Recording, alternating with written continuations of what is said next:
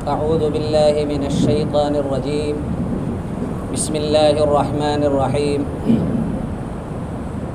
مثلهم كمثل الذي استوقد نارا فلما أضاءت ما حوله ذهب الله بنورهم وتركهم في ظلمات لا يبصرون صم بكم عمي فهم لا يرجعون أو كصيب من السماء فيه ظلمات ورعد وبرق يجعلون أصابعهم في آذانهم من الصواعق حذر الموت والله محيط بالكافرين يكاد البرق يخطف أبصارهم كلما أضاء لهم مشوا فيه وإذا أظلم عليهم قاموا ولو شاء الله لذهب بسمعهم وأبصارهم إن الله على كل شيء قدير.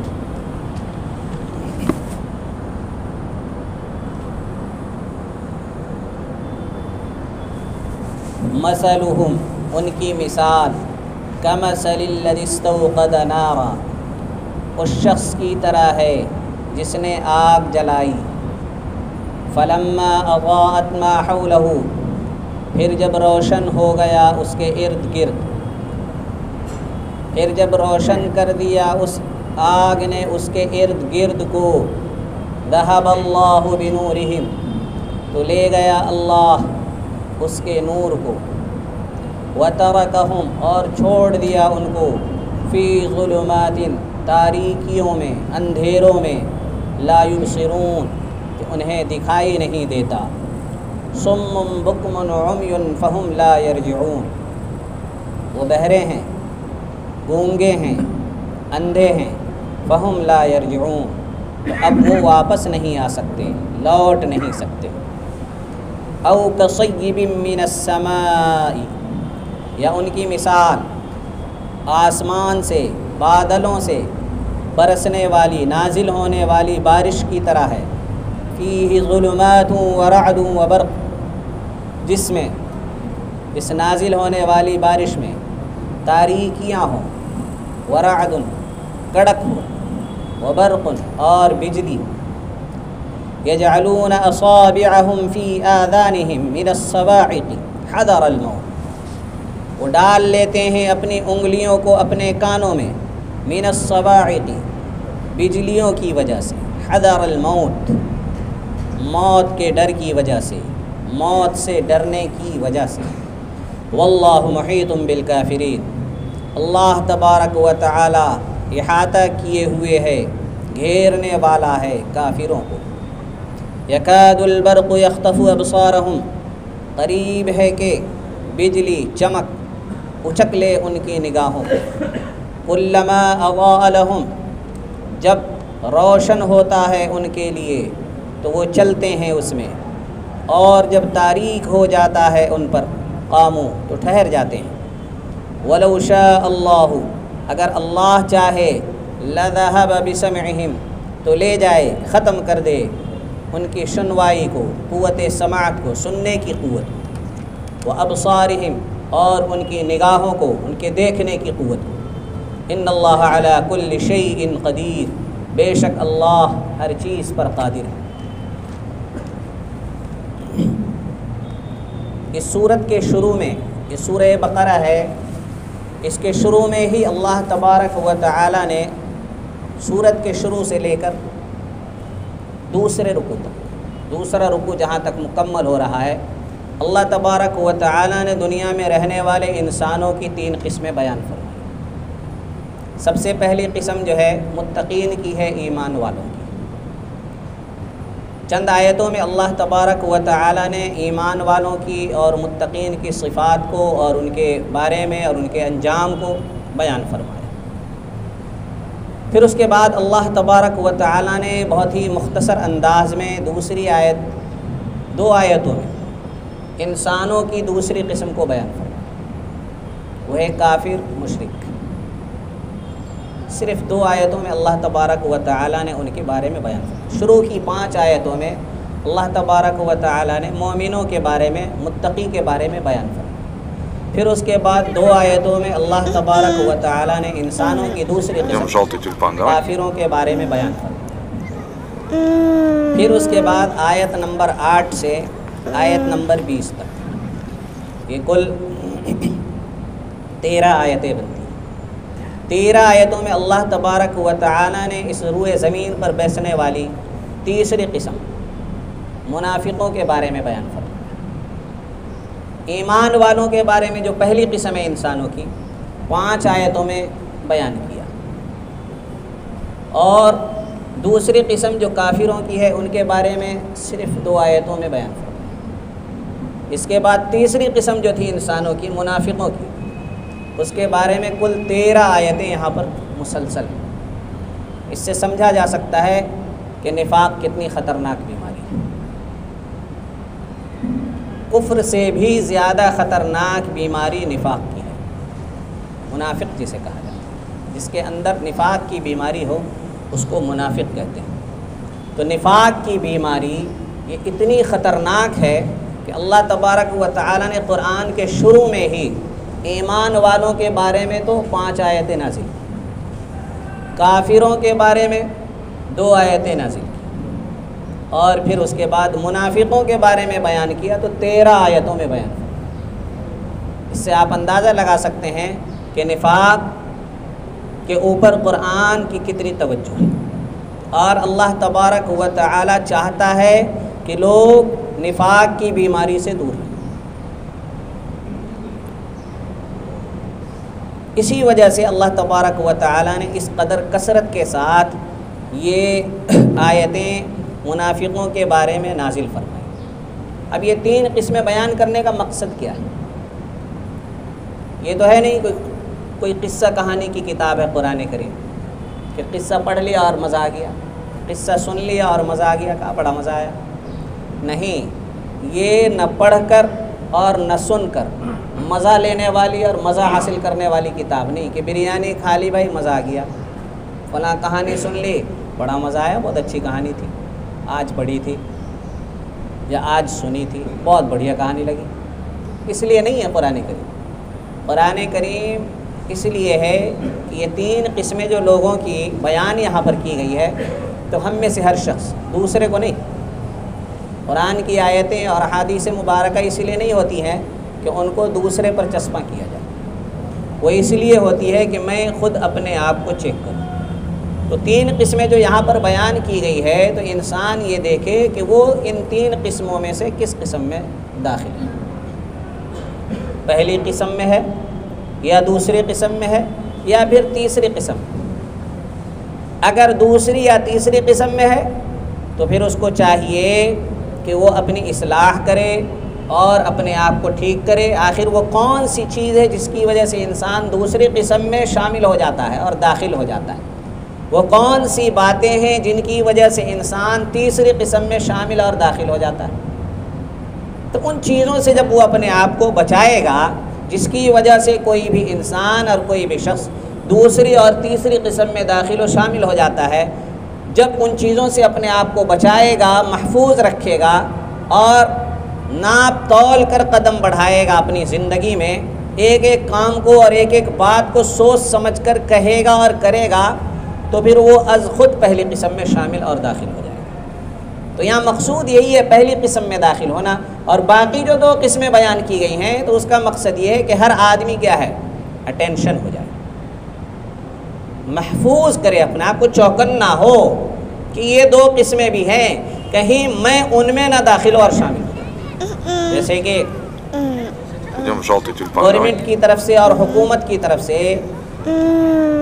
پولیو والے کیا کرتے رہتے ہیں، پولیو کے ڈراپ بچوں کو پلاتے رہتے ہیں، تو اس بچے کو پولیو کی بیماری تو ہے نہیں، بلکہ پورے محلے میں دیکھیں گے تو ایک آدمی کو بھی پولیو کی بیماری نہیں ہوگی، لیکن پھر بھی وہ محلے میں آتے ہیں اور پلاتے ہیں۔ کیوں؟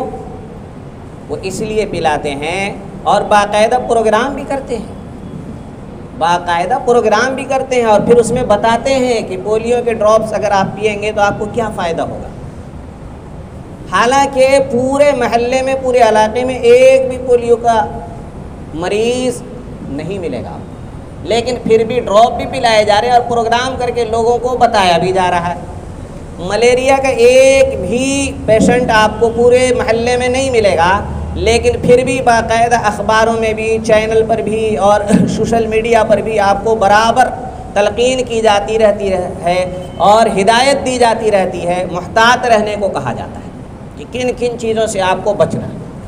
ایسے ہی بھلے ہی ہمارے اس معاشرے میں اور یہاں پر بیٹھے ہوئے افراد میں جو قرآن سن رہے ہیں، جو قرآن پڑھ رہے ہیں، اس میں دوسری اور تیسری قسم کے لوگ بھلے ہی نہ ہوں، لیکن پھر بھی انہیں بتایا جا رہا ہے تاکہ وہ اپنے آپ کو اس دوسری اور تیسری قسم سے بچا کر رکھیں۔ اس کا مقصد یہ نہیں ہوتا ہے کہ جن کو قرآن سنایا جا رہا ہے یا جو قرآن خود پڑھ رہا ہے اور سمجھ رہا ہے تو وہ خود دوسری اور تیسری قسم میں شامل ہے، اس لیے اس کو بتایا جا رہا ہے۔ وہ یہ نہ کہے کہ میں تو اس میں شامل بھی نہیں ہوں، میں تو داخل بھی نہیں ہوں، مجھے کیوں بتایا جا رہا ہے۔ تو اس طریقے سے تو پھر محلے والے بھی آبجیکشن کریں گے کہ ہمارے یہاں تو کوئی ملیریا کا مریض اور پیشنٹ ہے نہیں، یہاں کیوں شور شرابہ کیا جا رہا ہے، اور میرے موبائل پر میں تو ملیریا کا پیشنٹ ہوں نہیں تو مجھے کیوں میسج بھیجا جا رہا ہے۔ تو اس طریقے سے نہیں، بلکہ یہ اس لیے ہے تاکہ آئندہ بھی اپنے آپ کو ان چیزوں سے بچا کر رکھے۔ اگر احتیاط رکھیں گے تو ملیریا سے بچے رہیں گے، پولیو سے بچے رہیں گے۔ ایسے ہی قرآن بھی کفر کے بارے میں بھی، نفاق کے بارے میں بھی بتاتا ہے تاکہ فی الحال جو پہلی قسم میں داخل اور شامل ہے تو آئندہ بھی وہ اسی پہلی قسم میں ہی رہے، دوسری اور تیسری قسم سے اپنے آپ کو بچائے رکھے اور محفوظ رکھے، اور اس کے لیے بچنا بھی آسان ہو جائے۔ یہاں پر آپ نے ماقبل میں سن لیا ہوگا مولانا سے، یہاں پر جو ہے جو چند آیتیں پڑھی گئی ہے اس میں منافقوں کی دو مثالیں بیان کی گئی۔ مثالیں کیوں بیان کی جاتی ہے؟ ایک چھوٹا سا جملہ ہے جو علماء کرام بیان کرتے ہیں کہ تمثیل سے تفہیم میں تسہیل ہوتی ہے، تمثیل سے تفہیم میں تسہیل ہوتی ہے۔ کیا مطلب ہوتا ہے اس کا؟ اس کا مطلب یہ ہوتا ہے کہ مثال سے بات آسانی سے سمجھ میں آ جاتی ہے۔ ایک بات اگر ویسے ہی بیان کر دی جائے تو جلدی سمجھ میں نہیں آتی ہے، لیکن اگر اسی بات کو مثال کے ذریعے سمجھایا جائے تو پھر وہی بات کیا ہے، آسانی سے سمجھ میں آ جاتی ہے۔ اگر آپ کو کہا جائے کہ قرآن کریم میں آیا کہ یمحق اللہ الربا ویربی الصدقات، جیسا کہ قرآن میں ایک آیت ہے اور اس کا ٹکڑا ہے کہ یمحق اللہ الربا، کہ اللہ تعالیٰ سود کو مٹاتا ہے، ویربی الصدقات، اور صدقات کو بڑھاتا ہے۔ یہ تو ایک بات بیان کر دی۔ اب بہت سارے لوگ سوچیں گے کہ سود سے مال کیسے گھٹ جاتا ہے اور کیسے مٹتا ہے۔ قرآن نے کہا یمحق اللہ الربا، کہ اللہ تعالیٰ سود کو مٹا دیتا ہے، ختم کر دیتا ہے۔ اور ایک انسان دیکھ رہا ہے کہ 100 روپے تھے، 10 روپے 5 روپے سود کے لیے تو وہ تو 105 ہو گئے، تو مٹا کہاں اور گھٹا کہاں اور ختم کہاں ہوا، وہ تو بڑھ گیا۔ اب اگر اس کو مثال کے ذریعے سمجھایا جائے، وَيُرْبِ الصَّدَقَاتِ، دوسری بات کہی کہ صدقات کو اللہ تعالیٰ بڑھاتا ہے۔ اب ایک آدمی دیکھ رہا ہے کہ 100 روپے تھے، اس نے 5 روپے 10 روپے 20 روپے صدقہ میں دے دیا کسی غریب کو، کسی بھی ضرورت مند کو، تو اب تو اس کے 5 روپے کم ہوئے تو باقی 95 روپے رہ گئے۔ 10 روپے صدقہ کر دیے اس نے تو 90 روپے رہ گئے۔ تو اس میں تو کہا گیا کہ وَيُرْبِ الصَّدَقَاتِ، صدقات بڑھاتا ہے، یہ تو گھٹا رہا ہے۔ سود کے بارے میں بتایا کہ وہ تو کیا کر رہا ہے، گھٹ جاتا ہے، ختم ہو جاتا ہے، مٹ جاتا ہے، اور دکھ رہا ہے کہ وہ بڑھ رہا ہے۔ تو بات تو ایسے سمجھ میں نہیں آتی۔ تو بہت ساری باتیں مثالوں سے سمجھ میں آتی ہیں، جب مثال دی جائے گی تو پھر وہی بات سمجھ میں آ جائے گی۔ جو بات ایک دم سے سمجھ میں نہیں آتی ہے ویسے بیان کی جائے تو مثال سے وہ بات آسانی سے سمجھ میں آ جاتی ہے، اسی لیے مثال بیان کی جاتی ہے۔ تو اگر مثال ہم دنیا کے لوگوں سے مثال دے دیں کہ آپ کے معاشرے میں، آپ کی مارکیٹ میں، آپ کے بازار میں، آپ کے دوستوں میں 2 آدمی ایسے ہوں جو سودی لین دین کرتے ہوں، سودی معاملات کرتے ہوں، اور 2 آدمی وہ ہوں جو صدقہ خیرات کرتے ہوں۔ 2 کی عادت ہے سودی لین دین اور معاملات کرنے کی، اور 2 آدمی کی عادت ہے صدقات دینے کی۔ اب دیکھیے، اب اس کو مثال کے طور پر ہم پیش کر دیں کہ دیکھو یہ 2 آدمی ہیں معاشرے میں، انہوں نے سودی معاملات اور لین دین کیا، اور اس کی وجہ سے دیکھو ان کا کاروبار سب تباہ اور برباد ہو گیا، اور دیکھو کیسے کیسی پریشانی کی حالت میں گھوم رہے ہیں۔ اور یہ دونوں تھے دیکھو معاشرے میں رہتے ہیں یا آپ کے درمیان ہی رہتے ہیں، ان دونوں کو دیکھو انہوں نے صدقہ خیرات کو لازم پکڑا اور صدقہ خیرات کرتے رہے، تو دیکھو ان کے کاروبار میں کیسے ترقی ہوتی چلی گئی۔ اب جب اس چیز کو دکھائیں گے ہم معاشرے میں تو بات فوراً سمجھ میں آ جائے گی کہ ہاں یار یہ تو ہمارے درمیان ہو رہا ہے، اب وہی بات جو ویسے سمجھ میں نہیں آ رہی تھی، حساب کتاب کیلکولیشن کے حساب سے ہمیں بات کیا نہیں آ رہی تھی، سمجھ میں نہیں آ رہی تھی، جب ہم اس کو حساب کتاب کر رہے تھے تو ہمیں اس کا الٹا لگ رہا تھا، اور اسی چیز کو جب ہم نے معاشرے میں دیکھا تو پھر ہمیں آسانی کے ساتھ بات سمجھ میں آ جاتی، کیونکہ ہم نے خود اپنی آنکھوں سے اس کو دیکھ لیا۔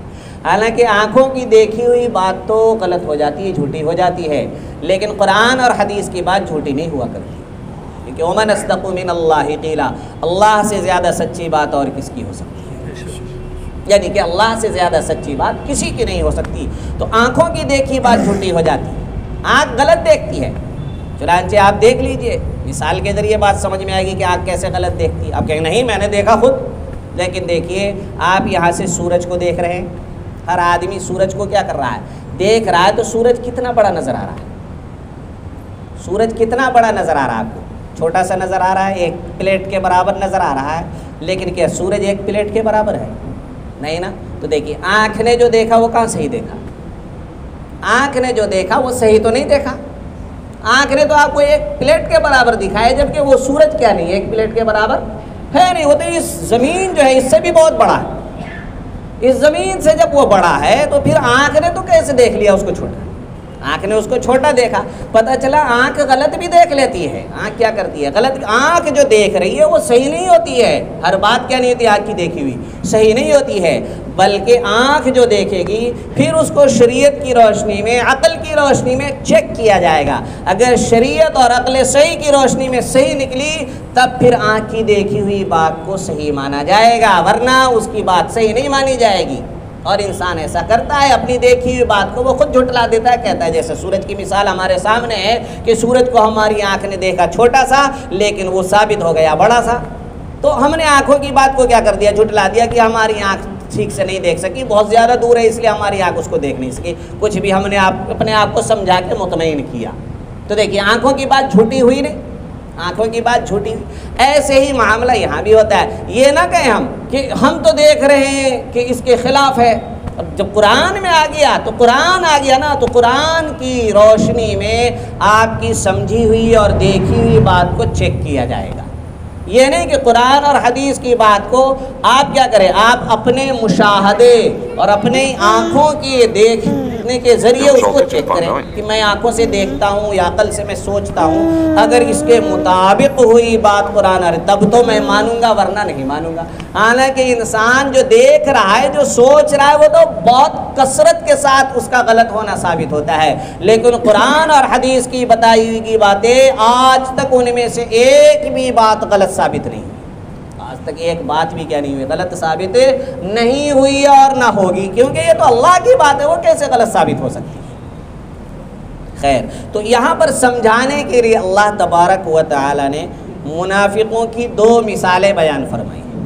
تو مثال جب آدمی کے سامنے بیان کی جاتی ہے تو اس پوری مثال کو سننے کے بعد جو ایک کیفیت اور ایک حیت اور ایک شکل اور ایک صورت سامنے آتی ہے، اب اس کے تناظر میں سمجھا جاتا ہے، کیونکہ اس کے ذریعے بات آسانی سے سمجھ میں آ جاتی ہے اور دماغ کے قریب پہنچ جاتی ہے۔ وہ بات جو اگر ویسے ہی بیان کی جاتی تو دماغ کے قریب نہیں پہنچتی، آسانی کے ساتھ سمجھ میں نہیں آتی، کسی کو سمجھ میں آتی، کسی کو سمجھ میں نہیں آتی، لیکن جب اسی کو مثال کے ذریعے سمجھایا جاتا ہے تو پھر ہر آدمی کو آسانی کے ساتھ وہی بات کیا ہوتی ہے، سمجھ میں آ جایا کرتی ہے۔ تو یہاں پر اللہ تبارک و تعالی نے منافقوں کے بارے میں طرح طرح کی باتیں پیچھے ذکر کی ہے، اب یہاں اللہ تبارک و تعالی مثالوں کے ذریعے منافقین کی حالت کو بیان فرما رہا ہے کہ منافقین کی حالت کیسی ہے، تو مثال کے ذریعے واضح کیا جا رہا ہے تاکہ بات آسانی کے ساتھ سمجھ میں آئے۔ دو مثالیں اللہ تبارک و تعالی نے یہاں پر بیان فرمائی ہے۔ 4 آیتوں میں اللہ تبارک و تعالی نے 2 مثالیں بیان فرمائی، شروع کی 2 آیتوں میں ایک مثال اور بعد کی 2 آیتوں میں دوسری مثال بیان فرمائی ہے۔ تو 4 آیتوں میں یہاں پر 2 مثال ذکر کی گئی ہے، اسی مثال کی مختصر سی وضاحت، ہر مثال کی پہلی مثال اور دوسری مثال کی مختصر سی وضاحت میں آپ حضرات کے سامنے ابھی کروں گا۔ انشاءاللہ امید ہے کہ آپ میں سے بہت سارے بندے خدا کو فائدہ پہنچے گا۔ سب سے پہلی مثال کیا بیان فرمائی کہ ایک انسان ہے، کہا کہ منافقوں کی مثال جو دی گئی ایک دوسرے شخص کے ساتھ دی گئی ہے، اس کے ساتھ اس کو ملایا گیا ہے کہ دیکھیے ایک انسان ہے وہ آگ جلاتا ہے، آگ کیوں جلاتا ہے؟ آگ جلانے کا مقصد کیا ہوتا ہے؟ ابھی تو ہمارے زمانے میں لائٹ آ گئی ہے، تو لائٹ ہم کیوں جلاتے ہیں؟ لائٹ اس لیے جلاتے ہیں تاکہ روشنی ہو۔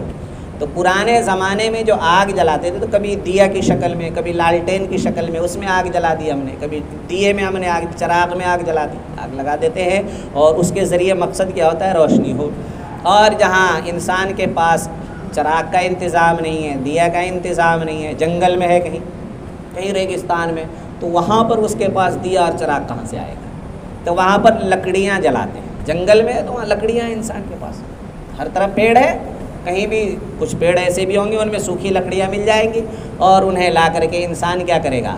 جلائے گا، اور جلا کر کے اس کے ذریعے روشنی حاصل کرے گا، تاکہ انسان جو مضر چیزیں ہیں اس سے محفوظ بھی رہے۔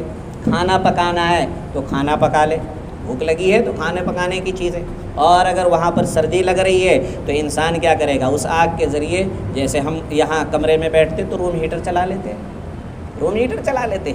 اور گرمی لگتی ہے تو اے سی چلا لیتے ہیں، پنکھا چلا لیتے ہیں، اور اس طریقے سے محفوظ رہتے ہیں۔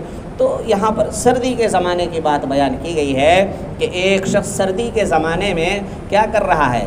آگ جلا رہا ہے، اس نے آگ جلائی ہے، تو اور مقصد اس کا کیا ہے کہ اس کے ذریعے آگ جو میں جلا رہا ہوں تو اس آگ کے ذریعے جو نفع ہوتا ہے اس نفع کو میں کیا کروں گا؟ حاصل کروں گا۔ اور نفع کیا ہوتا ہے؟ نفع یہ ہوتا ہے کہ اس سے روشنی حاصل کرے، اور نفع یہ ہوتا ہے کہ انسان اس کے ذریعے حرارت اور گرمی حاصل کرے، اپنی ٹھنڈک کو، اور جو سردی لگ رہی ہے، ٹھنڈی لگ رہی ہے، اس کو دور کرے۔ کھانا پکانے کی اگر ضرورت ہو تو کیا کرے؟ کھانا پکائے اور اپنی بھوک مٹا سکے۔ تو یہ آگ جلانے کا مقصد ہے۔ تو ایک شخص نے کیا ہے؟ آگ جلائی۔ اب آگ جلانے کے بعد آگ جلتے ہی تو روشنی ہو گئی، آگ جلاتے ہی کیا ہو گئی؟ ہر طرف روشنی بھی ہو گئی، اور اس کو حرارت بھی اس کی ملنے لگی۔ تو آگ کے ذریعے جو فائدہ تھا اور کہ روشنی حاصل کرنا اور حرارت حاصل کرنا، تو یہ فائدہ اور نفع اس کو حاصل ہونے لگا۔ لیکن پھر کیا ہوا؟ اچانک زور سے ایسی ہوا چلی کہ ایک دم سے جو اس نے آگ جلائی تھی وہ آگ بجھ گئی۔ کوئی بھی بات ایسی پیش آئی، آگ اس نے چراغ جلایا تھا، یا پھر اس نے کیا دیا جلایا تھا، یا لکڑی میں اس نے آگ جلائی تھی، ایسی بات ایسی پیش آ گئی کہ ایک دم سے وہ آگ کیا ہو گئی؟ اچانک بجھ گئی۔ اب ایسا آدمی، اس کو کچھ دکھے گا؟ کچھ نہیں دکھے گا، حیران پریشان رہے گا کہ اب کیا کروں۔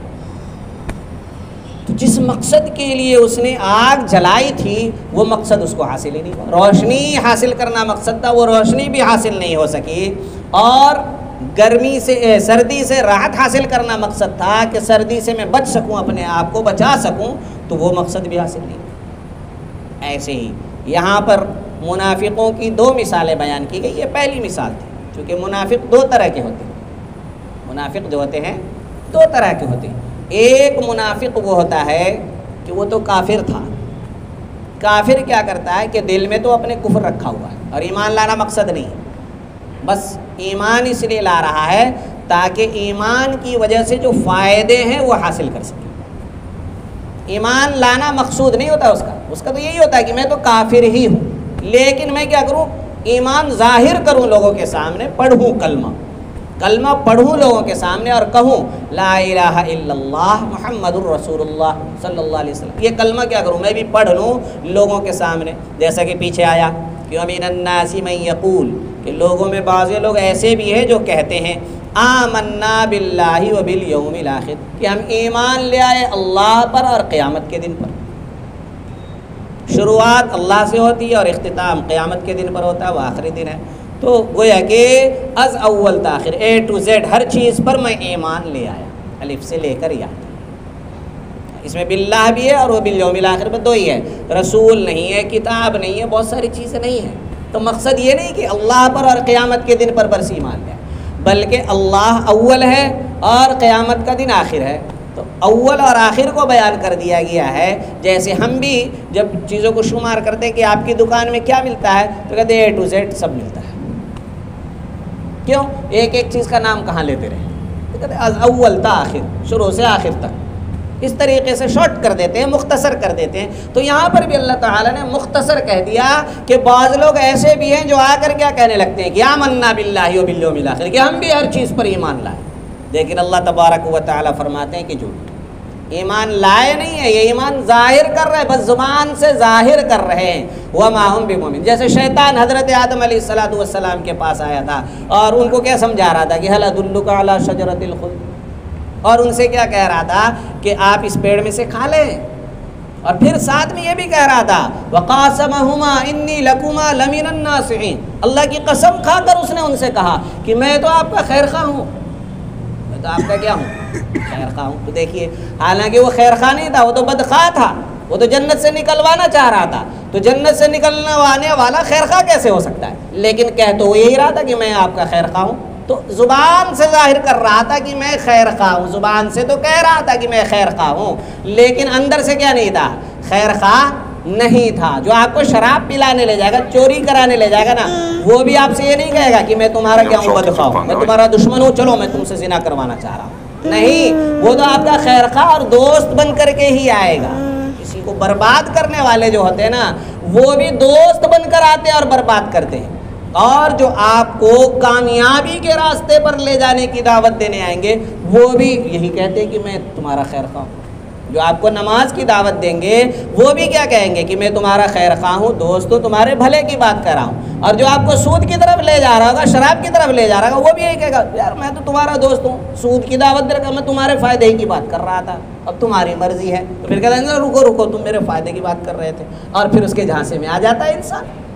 تو ایسے ہی منافق جو ہے یہ یہی کر رہے تھے کہ اندر ایمان نہیں ہے، اندر ایمان نہیں ہے، لیکن زبان سے کہتے تھے آمنا باللہ وبالیوم الآخر۔ اللہ نے حقیقت کھول دیا اور کہا کہ نہیں، وما ہم بمؤمنین، یہ کیا نہیں ہے، ایمان والے نہیں ہیں۔ تو در حقیقت اللہ نے دعوت دی ہے کہ دیکھو زبان سے صرف بولنے والے نہ بنو، صرف زبان سے بولنے والے نہ بنو، بلکہ جو دل میں ہو وہی زبان سے بولو۔ بہت سارے لوگ کیا کرتے ہیں، زبان سے تو بہت کچھ ایسے بولتے ہیں کہ لگتا ہے کہ کل صبح کے آئی امیر المومنین بن کر کے ساری دنیا کو کیا کریں گے، اسلامی راستے پر چلائیں گے، اسلامی حکومت قائم کر دیں گے، لیکن خود ان کی زندگی میں اسلام نہیں ہوتا۔ جو انسان اپنے 5 ساڑھے 5 6 فٹ کے جسم پر کیا نہیں کر سکتا، اسلام کو نافذ نہیں کر سکتا، اور اسلامی تعلیمات اور ہدایات کو نافذ نہیں کر سکتا، وہ کیا خاک اس روئے زمین پر اور دھرتی پر اسلام کو نافذ کرے گا؟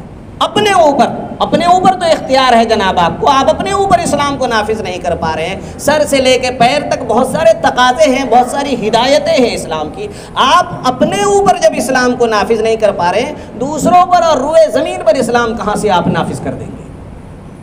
تو آج وجہ کیا ہے؟ آج وجہ کیا؟ وجہ یہی ہے، صحابہ کرام نے سب سے پہلے اپنے اوپر اسلام کو نافذ کر دیا تھا۔ 24 گھنٹے کی ان کی زندگی جو تھی، اس میں ایک لمحہ بھی ایسا نہیں گزرتا تھا کہ اس کے بارے میں آپ کیا کریں، انگلی رکھ کر کہہ سکے کہ یہ والا لمحہ ان کا اسلام کے خلاف ہے۔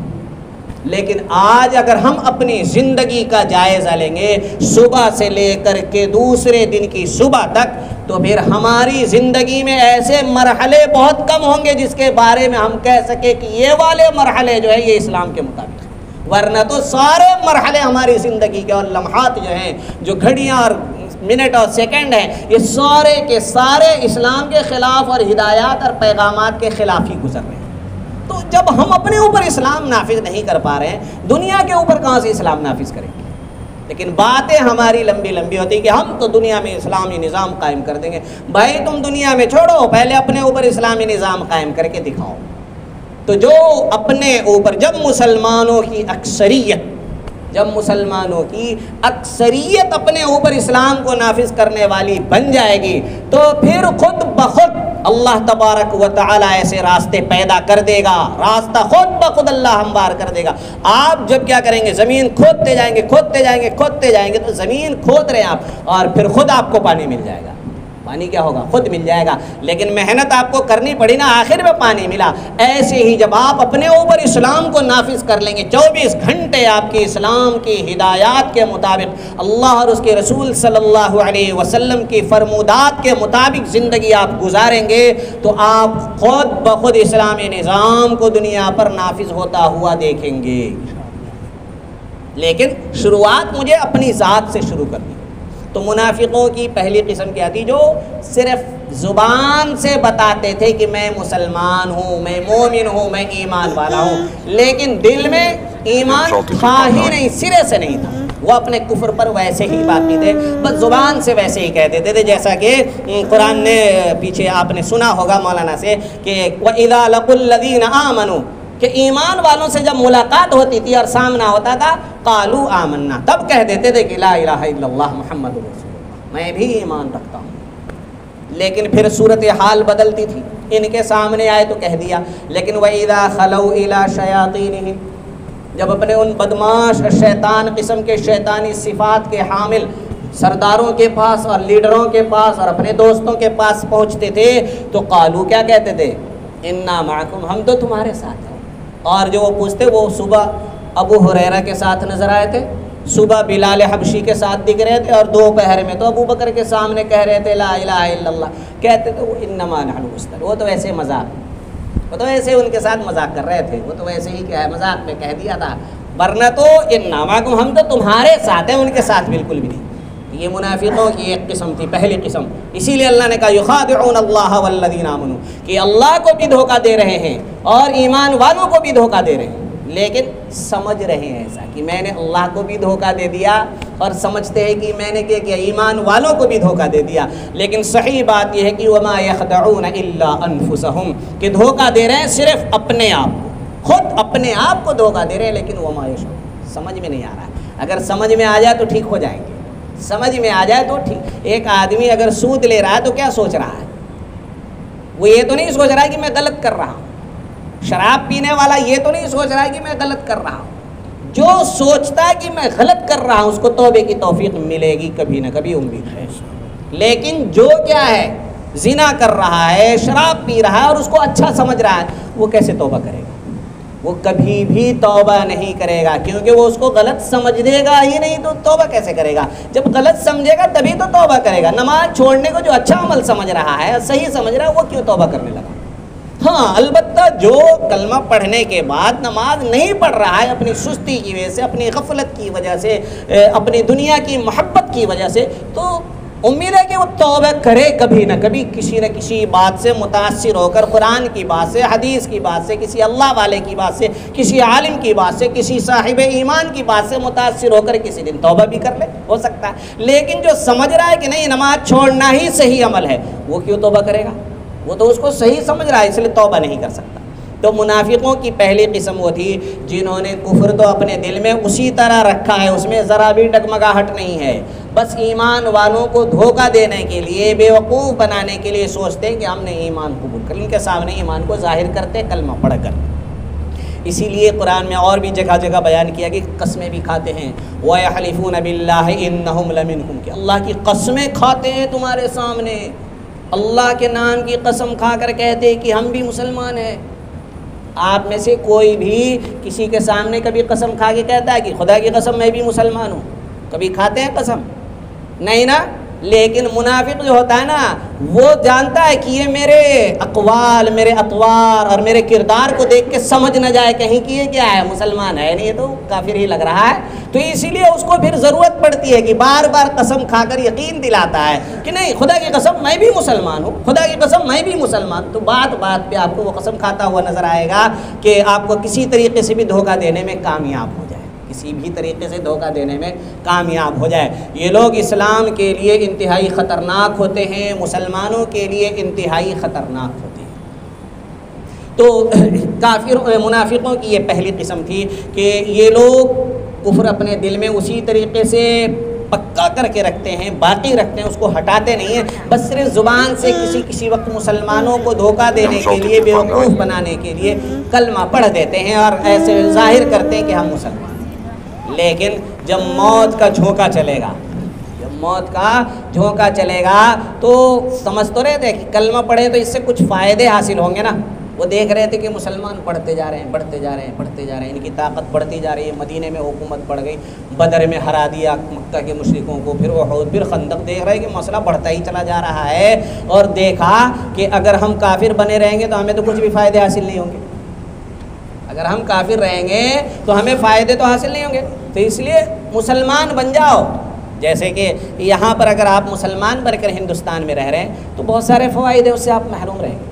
لیکن اگر آپ کیا ہو جائیں، آپ میں سے کوئی شخص اگر کیا ہو جائے، نعوذ باللہ، اللہ کرے نا، اللہ نہ کرے کہ ایسا ہو، لیکن سمجھے بات کو، اگر کوئی کیا ہو جائے ہندو ہو جائے تو اس کو بہت سارے فوائد حاصل ہو جائیں گے فوراً، لیکن مومن مسلمان ہونے کی وجہ سے وہ سارے فوائد حاصل نہیں ہوتے۔ ایسے انہیں دکھنے لگا وہاں پر کہ اگر میں کافر رہتا ہوں تو مسلمانوں کو جو بہت سارے فائدے ہیں وہ تو ہمیں حاصل ہی نہیں ہوں گے، تو اس لیے انہوں نے کلمہ پڑھ لیا، اس لیے انہوں نے کلمہ پڑھ لیا کہ کچھ فائدے ہمیں کیا ہوں گے، حاصل ہوں گے۔ اور یہ کہتے ہیں کہ جو کلمہ پڑھنے والا ہوگا وہ جنت میں بھی جائے گا، تو ہمیں بھی کیا ہے، جنت مل جائے گی، مریں گے تو جنت مل جائے گی۔ اللہ تبارک و تعالی نے فرمایا کہ کچھ فوائد اور نفع، جیسے آگ جلانے والے نے آگ جلائی تھی کہ روشنی حاصل کروں گا، کیا کروں گا، روشنی حاصل کروں گا، سردی لگ رہی ہے، ٹھنڈی لگ رہی ہے، تو اب سے آگ کی وجہ سے کیا مجھے حرارت اور گرمی حاصل ہو جائے گی، اور سردی سے میری حفاظت ہو جائے گی، ٹھنڈی سے میری حفاظت ہو جائے گی، یہ سوچ رہا تھا نا، لیکن ایک دم سے آگ بجھ گئی، اور آگ بجھ گئی تو نہ روشنی حاصل ہو سکی اور نہ ہی کیا حاصل ہو سکی، گرمی سے، وہ ٹھنڈی سے نجات حاصل ہو کر گرمی اور حرارت حاصل، دونوں فائدے حاصل نہیں ہوئے۔ ایسے ہی جو منافق کیا کرتے ہیں، کلمہ ویسے ہی مسلمانوں کو بیوقوف بنانے کے لیے اور دھوکہ دینے کے لیے پڑھ لیتے ہیں، تو جیسے ہی موت کا جھونکا آئے گا اور بس جو نفع کی امید تھی کہ ہمیں بھی کچھ نفع حاصل ہوگا اس کلمہ پڑھنے کی وجہ سے، کوئی بھی نفع حاصل نہیں ہو سکے گا۔ اور کہا انہوں نے اپنی سننے کی، دیکھنے کی، سمجھنے کی صلاحیت جو اللہ تعالیٰ نے دی تھی، ان صلاحیتوں کو برباد کر لیا ہے، خراب کر لیا ہے۔ اسی وجہ سے یہ کیا نہیں کر سکتے، صحیح بات سن نہیں سکتے۔ اگر انہیں سنایا جائے تو وہ کیا نہیں کریں گے، سنیں گے۔ جیسے ایک آدمی وہ نماز سے اگر نفرت کرتا ہے تو آپ نماز کی بات اس کے سامنے کریں گے تو وہ سنے گا، نہیں سنے گا۔ اگر وہ مال اللہ کے راستے میں دینے سے نفرت کرتا ہے، آپ اسے سنانا چاہے تو وہ سنے گا، نہیں سنے گا۔ ایسے ہی معاملہ ان کا تھا، انہیں اگر ایمان اور اعمال کی بات، آخرت کی بات بتائی جاتی، سنتے نہیں تھے، کان نہیں دھرتے تھے اس کے اوپر۔ تو اسی لیے، اور ایسی بات وہ خود بھی نہیں کرے گا، جسے نماز سے نفرت وہ تھوڑی دوسروں کو کہے گا کہ تم نماز پڑھا کرو اس میں فائدہ ہوگا، نہیں کہے گا نا۔ ایسے ہی معاملہ ان کا بھی، یہ خود ایمان میں نہیں تھے، یہ دوسروں کو کیوں ایمان اور اعمال کی دعوت دیتے۔ تو اسی لیے فرمایا سمن، یہ کیا ہے، گونگے بھی ہیں، بہرے بھی ہیں اور اندھے بھی ہیں۔ جیسے گونگے کو بولنے کی قدرت حاصل نہیں ہوتی، وہ بول نہیں سکتا، کہا ایسے ہی حق کے معاملے میں یہ بالکل کیا گونگے ہیں، حق بات بول نہیں سکتے اپنی زبان سے۔ اور اسی طریقے سے کان کے بہرے ہیں، حق بات سنیں گے نہیں، اور کان تو سنتا ہے لیکن ان کو بہرا کیوں کہا گیا، ان کو بہرا اس لیے کہا گیا، اگر ایک آدمی کو آپ کہیں کہ بھائی پانی لے آؤ اور وہ گیا ہی نہیں پانی لانے، تو تھوڑی دیر کے بعد آپ کہیں گے بہرا ہے، دیکھیے تو بہرا نہیں ہے، لیکن سننے کے بعد اس کو عمل کرنا چاہیے تھا، پانی لینے کے لیے جانا چاہیے تھا، وہ نہیں گیا نا، تو آپ نے کہہ دیا بہرا ہے، سنائی نہیں دیتا۔ اور کوئی آپ سے اگر ٹکرا جائے تو آپ اسے کیا کہتے ہیں، اندھا ہے، دکھائی نہیں دیتا۔ تو ایسے ہی معاملہ، حالانکہ اس کو سب کچھ دکھائی دے رہا ہے۔ تو ایسے یہ اصطلاح اردو میں بھی استعمال ہو رہی ہے، یہاں پر بھی اللہ تعالیٰ نے فرمایا جسے حق بات نظر نہ آئے، جسے حق بات سنائی نہ دے، اور جو حق بات سن کر اس پر عمل کرنے کے لیے تیار نہ ہو، حق بات اپنی زبان سے بولنے کے لیے تیار نہ ہو، تو وہ گونگا بھی ہے، بہرا بھی ہے اور اندھا بھی ہے۔ تو ان منافقوں کی مثال جو اپنے نفاق میں پکے تھے اور ان کے اندر ایمان کا ذرہ برابر بھی حصہ تھا ہی نہیں، ان کے بارے میں یہ مثال بیان کی گئی کہ آگ جلانے والے نے جیسے آگ جلائی تھی کہ روشنی حاصل کرے اور گرمی حاصل کرے، لیکن ان دونوں فائدوں میں سے کوئی سا بھی فائدہ اسے حاصل نہیں ہوا۔ کہا جو منافق کلمہ پڑھ کر کچھ فائدے حاصل کرنا چاہتے ہیں، انہیں بھی جب موت کا جھونکا جب چلے گا اور موت کی ہوا جب چلے گی اور جیسے ہی مرے گا تو کلمے کا کوئی بھی فائدہ اسے حاصل نہیں ہو سکے گا، بلکہ ان کا انجام قرآن نے بیان کیا کہ ان المنافقین فی الدرک الاسفل من النار، کہ منافقین جو اپنے نفاق میں پکے ہیں ان کے بارے میں کہا فی الدرک الاسفل من النار، یہ جہنم کے سب سے نچلے طبقے میں ہوں گے۔ جہنم کے لحاظ سبعۃ ابواب، 7 دروازے ہیں اندر جانے کے لیے، طبقات جہنم، جیسے جنت کے طبقات سب درجات سب ہیں، ایسے ہی جہنم کے، جنت کے اونچے درجات کو درجات کہتے ہیں، اور جہنم جو نیچے جائے اس کو درکات کہتے ہیں۔ جیم اور کاف کا فرق ہے. جنت کے درجات ہوتے ہیں اور جہنم کے درکات ہوتے ہیں. تو جہنم کے جو درکات اور طبقے ہیں نا، اس میں سب سے جو نیچا والا طبقہ ہے وہ منافقوں کے لیے جو نفاق پکا ہے. تو یہ پہلی مثال منافق جو پکے تھے ان کے لیے بیان فرمائی کہ مثلہم، ان کی مثال کمثل الذی استوقد نارا، اس شخص کی طرح ہے جس نے آگ جلائی. ان منافقوں کی جو نفاق میں پکے، ان کی مثال اس شخص کی طرح جس نے آگ جلائی تھی. کیوں؟ تاکہ روشنی حاصل کرے اور کیا کرے، گرمی حاصل کرے. لیکن فوراً آگ جلی اور بجھ گئی.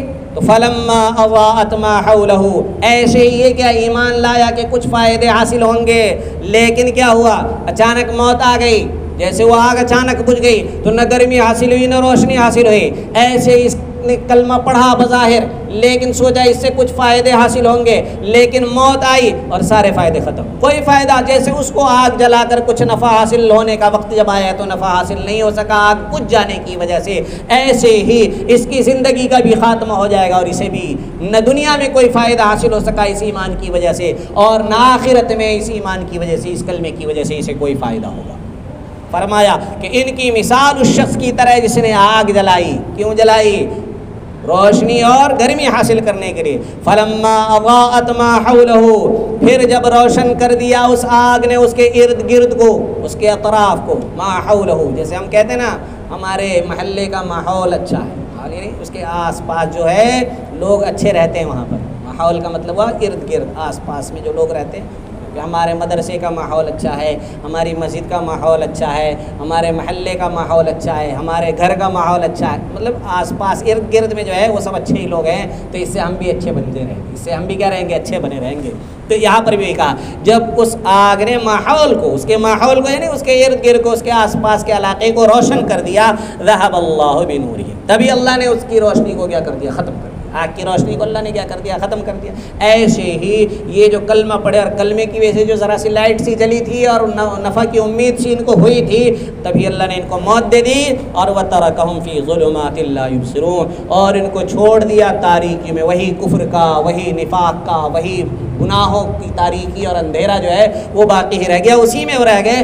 لا یبصرون، انہیں کچھ دکھائی نہیں دیتا، یعنی بچاؤ کا اب کوئی راستہ انہیں نظر نہیں آتا. اور اس دنیا میں جب تک تھے تو سمن بکمن عمیون، گونگے بھی تھے، بہرے بھی تھے، اندھے بھی تھے. فہم لا یبصرون، ان کے واپس لوٹنے کی امید نہیں، کیونکہ جو صلاحیتیں تھی، ایک آدمی اگر بول بھی سکتا ہو اور کیا کر سکتا ہو، دیکھ بھی سکتا ہو اور کیا کر سکتا ہو، سن بھی سکتا ہو. اب ایک آدمی راستے میں چلا جا رہا ہے، اس زبان بھی ٹھیک ہے، اس کی آنکھ بھی ٹھیک ہے، کان بھی ٹھیک ہے، تو اگر اس کو راستہ نہیں معلوم ہے تو کسی سے پوچھے گا بھائی مجھے فلاں جگہ جانا ہے، راستہ بتا دو. اور دکھتا ہے تو راستہ دیکھ کر کے چلا جائے گا، راستہ دیکھ کر کے چلا جائے گا. کان بھی صحیح ہے اس لیے پوچھے گا تو لوگوں سے پتہ چل جائے گا کہ کیا بتایا انہوں نے، کدھر جانا ہے، اور ایک دم منزل تک پہنچ جائے گا. لیکن فرمایا کہ انہوں نے تو اپنی تینوں صلاحیتوں کو، سننے کی، بولنے کی اور سمجھنے کی، تینوں صلاحیتیں سب ختم کر لی. تو یہ بول بھی نہیں سکتے.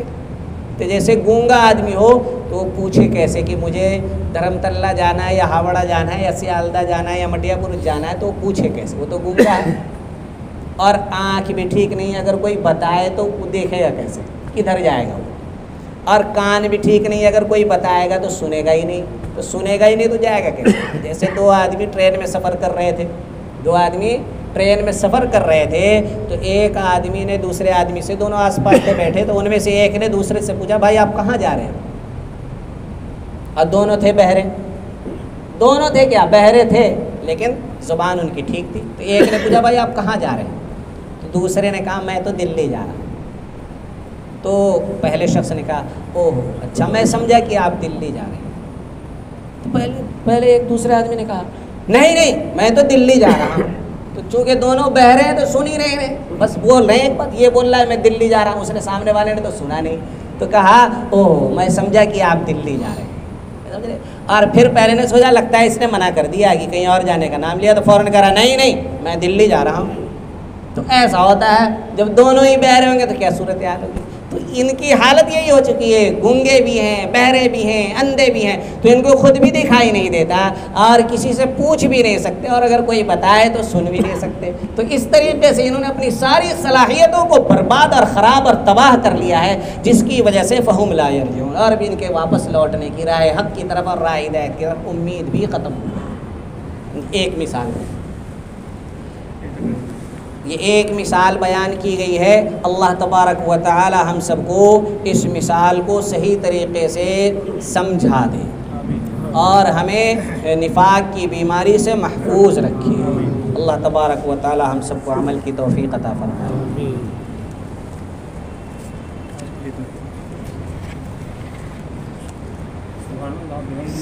سبحان اللہ وبحمدہ، سبحانک اللہم وبحمدک، نشہد ان لا الہ الا انت، نستغفرک ونتوب الیک۔